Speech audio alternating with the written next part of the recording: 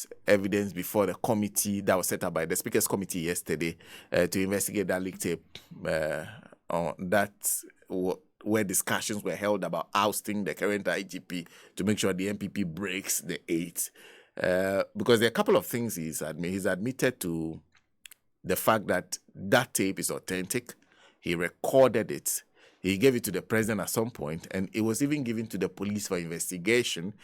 And the fact that the police officers involved are 3 in number, he named them by name and said the discussions were exactly as were played in the public domain. The job of the committee was to authenticate what was on there. I know they say they'll be speaking to the other parties involved, but how important do you think his evidence is to the work that they are doing?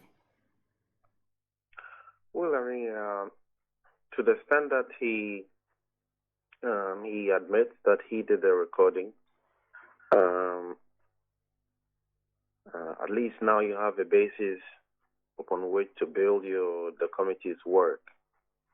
And so I think that was quite interesting that he admitted it that very quickly. But like I discussed with you the last time, it's very easy to authenticate documents like this anyway. Even if he said it was not the one, there was still a possibility that the committee could have linked his voice or his previous voices to this particular recording, and that would have made it easier for them.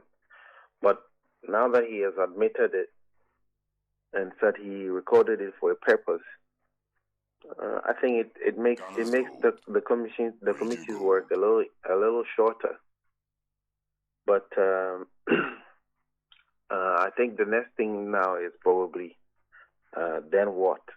Then what next? It will be interesting to hear the police officers who were mentioned there in the tape to also listen to them. Why did they make those claims?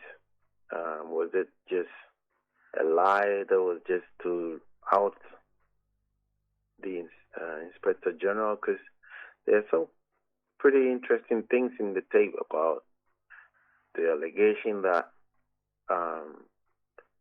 the current IGP will have meetings with former President Mahama. And I sometimes I feel like our politics is degenerated so much that when people are in power, they think that the government is the country is theirs, and all government agencies are for them. Because it is only in Ghana that you have a citizen, no mean a citizen like a former president. I'm not saying that the meeting took place, but even if the meeting took place, so damn what? This is a man whose security is taken care of by the police. He has an escort. He has an escort rider that's permanently assigned to him. So even if he had a meeting with the Inspector General of Police, so then what? Is that the reason for anybody to say that the Inspector General of Police should be removed from office because he had a meeting with the former President John Mahama? Is he not a Ghanaian? This is a man who has served this country, in my opinion, much better than what these guys are doing. And so if he even had a meeting with the IGP, is that a reason for a fellow police officer to say that he has to be removed from office because he had meetings with the former president? And when you listen to Bugri himself, he also appeared to think that, well, if he was meeting with the former president, then there was something wrong with it. There's absolutely nothing wrong with that. And so I feel like people take this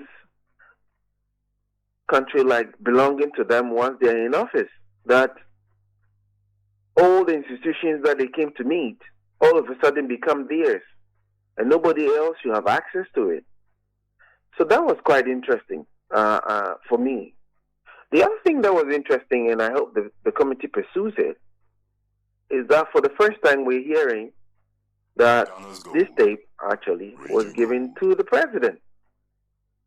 And Bugri actually makes the point that the only copy he had was given to the president.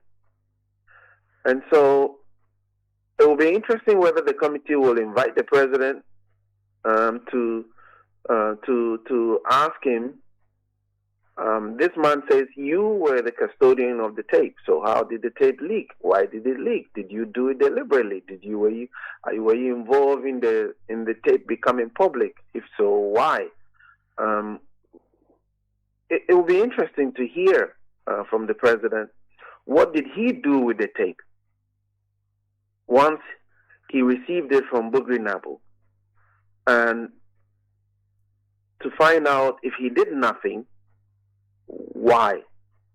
Why did he do nothing? It will be also very interesting to hear from the president regarding what he thought, what his general impressions are or were about the contents of the tape, and how did that tape leave? Is it possible that it leaked from his place, because Bugri is now putting him in clear custody of the material before the committee, but he was the only one he gave the tape to. So those were also very interesting revelations. And for me, the other thing about the conduct of these police officers in this whole tape gate is just a revelation of how bastardized and politicized the august institution of police has become. If we have police officers, I'm eager to hear from them, really, because they swear an oath to provide services and to serve the people of Ghana, irrespective of their political affiliations. I find it very extraordinarily shocking that we have police officers who are thinking like this. Imagine if this guy meets you on the street and he finds you as a supporter or a member of the NDC. He could plant evidence on you. The way they are thinking alone, the way they are talking, the way they are thinking, that Ghana's gold. You don't even have to make contact. And it appears that they're scrambling to do things for their party to be in office, or to do things that benefit their political party. So imagine if you walk to his, if you had a case before his police station, or his station, or if you had a case in which he is personally involved. The moment he notices that you are a supporter or a member of a political party other than his, you are toast. So it will be interesting to also see the end result of the committee's work and what happens to these police officers, because a lot of it is already in the tape, so there's nothing wrong. Once this gentleman has mentioned the names and has admitted to it, the only thing we will get from them is whether or not they were the ones on the tape. But once the primary source of the tape has identified them, it makes the work very easier. So they can only come and explain why they said what they said. But I think we already know what is in the tape, and I find that awful, really awful, at the level of a police officer who has gone through training, gone through government, gone through promotions to where he is, and still end up to the point of almost going on retirement. I hear that some are already due for retirement very soon. I think September is the month. Some of them are supposed to. Yes, we understand one is on leave, so Yeah. will retire officially in this month, I believe so. Yeah. So then what for me is also now to look at the police, maybe for the police council to look at what kind of systems and structures in the police service allow people to go through this whole institution all their working life and still end up producing products like the ones we are having, who are so politicized, dangerously politicized, that it beclouds their judgment and everything they stand for. I think it would be good to do a structural analysis of the services and how the services still has. That's not to say that every police officer is like this, but it is always good that when some of these things happen, you also try. Is it at the point of recruitment? Is it how recruitments are made that people can still go through this service and remain or become so politicized and dangerously so? Is there anything in the structure that breeds these kinds of professionals behaving like this? So it will be also interesting to look at that, and then probably for those who are not ready for retirement, I think they've just wet their towel. Really, I don't know where in the police service they can serve with this kind of reputation, but that for me is the main takeaways from the little that I heard from Mr. Bugri. You said you're eager to hear from the police officers in question. Exactly what questions are in your mind that would you like them to address, the police officers, on their part in the saga? Well, I mean, the truth is that when it comes to an investigation, the fact that somebody said that, well, I recorded this tape because these individuals came to me and they had these things to say. I found it interesting. You remember that he said that at some point he had even made an appointment with the president for them to go and meet the president, but then one of them chickened out at the latter part. So the fact that for the purposes of documenting evidence, it is not enough to end at the point that this man says, I did it, and these are the people. It will be interesting to hear from the police people first to authenticate the fact that what this man has said is true, because you cannot take it for granted. This is an investigation, so everything must be on the record. So they could come to the committee and say they don't want to talk. They don't have anything to say. They either do not want to confirm or deny what this person is saying. They plead the fifth. They have every right to come there and say so. What the right they don't have is not to appear before the committee. But for the purposes of arranging evidence, it is not enough to end at the point that Bugri says, yes, I recorded it, and these are the people. If you ever took anything like that to court, it will be difficult because you didn't speak to them. You don't know, did they admit to it? Did they not? And I will also be, like I just said, it will be also interesting to speak to them and ask them a little bit about their history in the police service.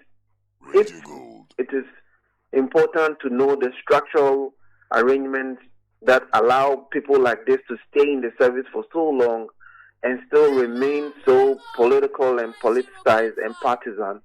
It would be interesting to also listen to them and deduce from their thought process and from the answers they give, how did they get to where they are? It is just like what happens to parents when they wake up one day and realize that their children have become radicalized. So radicalized as in they become like joining a terrorist group or whatever. You as a parent will, especially when you have other children, you would like to find out what did I miss as a parent? Where did I go wrong? Is it the school that I put this child to? Is it because I was not did not pay attention to this in his life? Is it because I didn't do this, or is it because I allowed him too much freedom? Parents go through that, and I think that we should put ourselves as a nation, we should put ourselves as parents, and try to also understand what it is in the minds of these people that, or in the mind of the service, that in the structure of the service that allows them to behave in such a rogue manner. So that's why I think both legally, for the purposes of arranging evidence, and also for the purposes of understanding their psyche a little bit more, it will be interesting to speak to them. But like I said, they don't. They might come to the place with a lawyer and say they're not going to talk, and that's it. That ends it. That does not end the investigation, but it will be a right that they reserve to exercise. But or they will come and also say that, well, the reason why we said what we said was because A, B, C, D, probably even add more information or debunk the purpose for the meeting, and probably say that, well, we were told or we had this plan, or no, it was not like that. It was because the a certain political person came to us and said we should come together and remove him based on. So you never know where information comes from.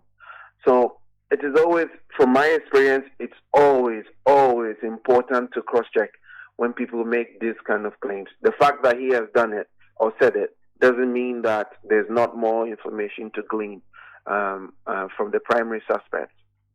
And then there's the angle about the precedent which you brought in, because if you read the Constitution carefully, Article 201, the police council is actually headed by the vice president himself. So which means all he needed to do was to pass this on to the vice president, and then there will be some action even within the corridors of the police. So you are saying that you really would like to find out from the president. You would like to hear from the president, the committee asking him questions as to what he did when this tape was given to him? Yes, Sana, the beauty of investigation is like if you start with one leg, like we discussed with Cecilia DAMPARE's situation. I kept telling you that this investigation could take its own life. The thing about investigation is that you may start with a particular hypothesis, and you will end up with a completely different result. So you may start by perhaps thinking, well, Bugri said this and this was the reason, but by the time you realize, it could end up with a completely different result. It could be that the presidency themselves wanted this done, and because these are party people talking, isn't it? These are party people, partisan people orchestrating their own game. And so, for me, as we speak now, we do not even know whether the vice president or the president gave the tape to the vice president. It will be shocking to, I don't want to bring the vice president in because that should come from the president. But it will be shocking to me if, for example, a tape of this nature has gone to the president, and yet the president did not discuss it with his vice president. That's why I say that they say the tape was in the custody of the president. So we want to know from the president. I already told you, what did he do? Did the things he did include handing over the tape to the vice president? If he says so, then the vice president will be hauled before the committee, or they will ask statement from the vice president. Here, I guess we always think that when powerful people are involved, they can. I'm sure that you will have somebody say, "Oh, why do you hold the president before the committee?" as if the president is so important than the entire nation. Because the people who are investigating this are the real, authentic people, representatives of the people. But then whatever it is they decide to do, it will be important for them to ask the president, because now he's been implicated by the source of the tape, that he is the one who received. He gave the only tape to the president. So did the president listen to the tape? What does he make of it? As a president who appoints people from who appoints inspector generals of police, what does he think about the structure that still breeds people like this, officers like this? What did he do with the tape? Did he leak it to the public? And why did he leak it? Did he give it to his vice president? Why did he give it to his vice president? Did he get feedback from his vice president? And did the vice president tell him he did anything with it? So this, and you'll be surprised that this vice president will come and also say, yes, I was told, I got a copy of the tape and I gave it to this person. So for me, I think it is important to keep an open mind. The hypothesis that the committee has set up for themselves could turn out into a completely different result. It is completely possible that some people in government actually wanted to remove the IGP, and therefore they reached out to people within the service that they thought could be good architects for, things like this. In investigations, anything can happen. But it cannot be possible for the committee to finish their work without inviting the president, because at this point the guy did the recording and gave it to the president. So that's it. His job is done. He's authenticated the tape for you. He just told you the reason why and said, beyond this point, I gave everything to the president. My job was done. So the committee cannot finish their work without talking to the president and without talking to the other parties who are being mentioned in the tape.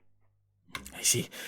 Well, there'll be a lot more conversations to have on this. But before I let you go, you said, was it Friday that we had this conversation? You said Alan Chemanting will have a decision to make, whether to get behind Kennedy Ejapong or change his campaign strategy if he comes third. It was like as if you knew this was going to happen. It has happened. What do you think of the situation currently? Do you still stand by that statement that he still has a decision to make? Well, Sana, we've been at this game for a while, right? And I remember one time I told you that if you've been good at studying the weather, you can almost predict whether it's going to rain or not rain. And I have been watching the MPP politics and these primaries quite closely.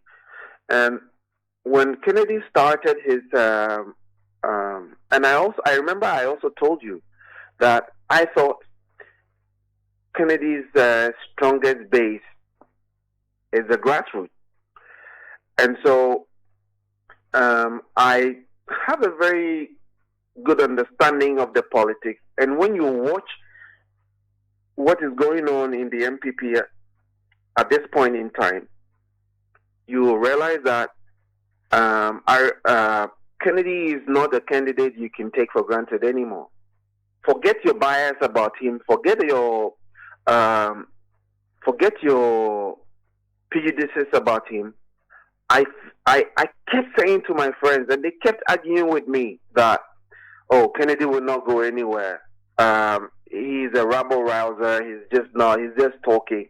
But when you follow what he's doing, you realize that Kennedy is a very crafty, very serious politician. First of all, nobody gave him a dog chance when he announced. It was like a joke, isn't it? A lot of people took it for a joke. But when I kept watching him, I realized that this guy knew exactly what he was looking for, and he knew the people who could make it happen. it reminds me of the NDC Congress. Um, you realize the general base was more with the grassroots. But because the NDC doesn't have this elitism in their politics, it was easier for general to just go straight and win it. It's the same thing that I see in Kennedy. I think that this thing is going to be serious. I think that, like I told you, I've already heard some of the candidates saying that, well, the 5 that have not made that list have already started talking about who aside the establishment candidates, they are going to put their weight behind. I told you that could happen. But there's one person everybody needs to watch. That's the former General Secretary. What's his name again? I just missed it. Kobna Japan. I watched his statement. The statement he issued, or his interviews, quite closely, and I'm not sure what to make of it. But it could be that he might join the vice president's,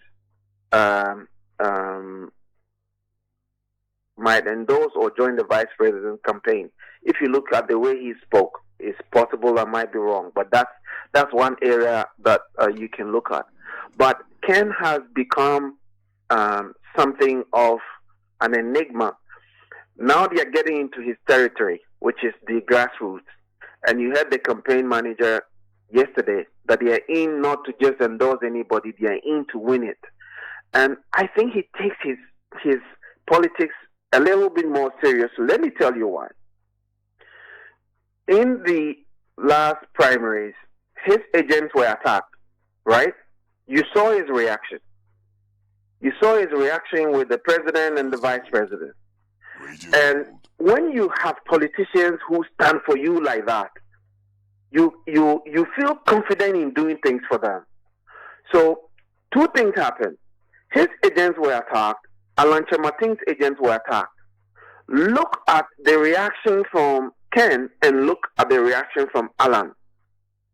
Very soft, very innocuous, very, whatever has happened to the people, his agent, they can count on his support. What support? The biggest support the people needed from him was to stand out publicly and loudly for them. Because what Ken has done, he did not end there. After the primaries yesterday, he held a press conference and brought the people that he was fighting for to the press, to face the nation and give them a platform to narrate what happened.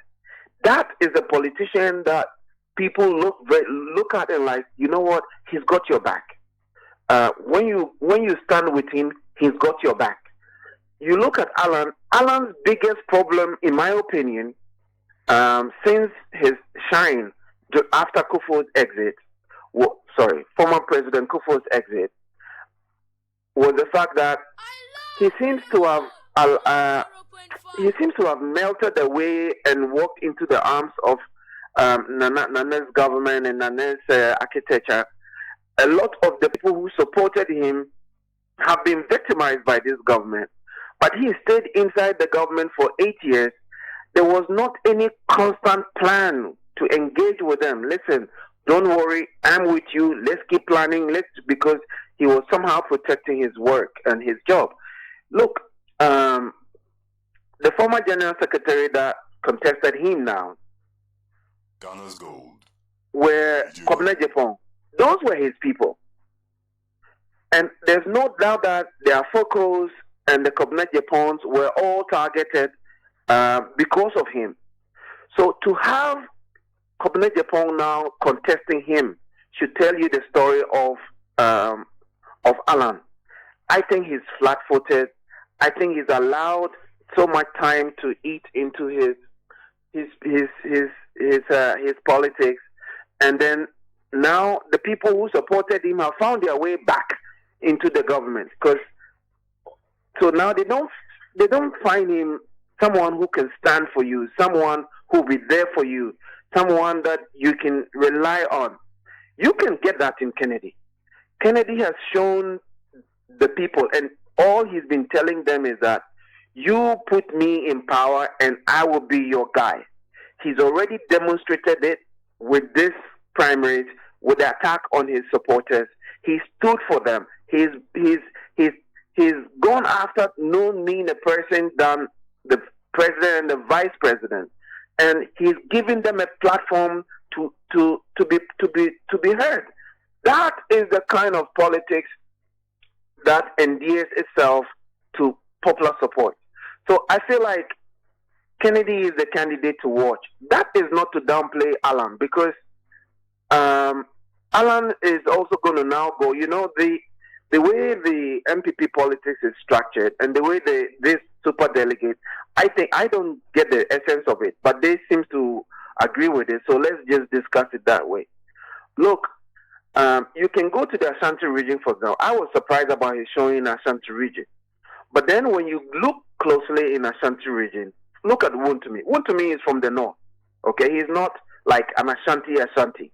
So there are a lot of executives who may be in this region, but may not be necessarily Ashantis. Okay, even though they might hold positions in Ashanti region, they may not necessarily be. And so everybody knew that going into this primaries, this was the vice president's forte. And they were looking for a complete washout. This is a respectable win. Let's not kid around it. But he is now going into the more difficult territory, which is the territory of the Allans and the territory of Kennedy.